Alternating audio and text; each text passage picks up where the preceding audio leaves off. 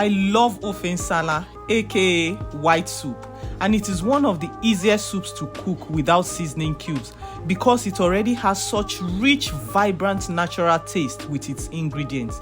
It's a light, refreshing soup, and I love eating it with pounded yam, even though it's also thickened with pounded yam. For this particular one, I used catfish. You can also use chicken or goat meat. The spices in this are salt, Holy Spirit spice, Nsala spice, blended yellow and red chili. Towards the end, you add dry fish, a little more Nsala spice, Ogiri, and more blended chili, and round it up with crayfish and utazi leaves. And there you have a delicious natural Nsala soup. It's worthy of note that this soup is very medicinal and healthy to the body, especially for women who just put to bed.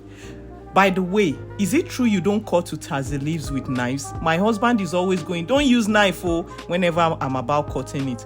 I shall shred with hand because of him. But is it true? See you on day 3 with another natural recipe.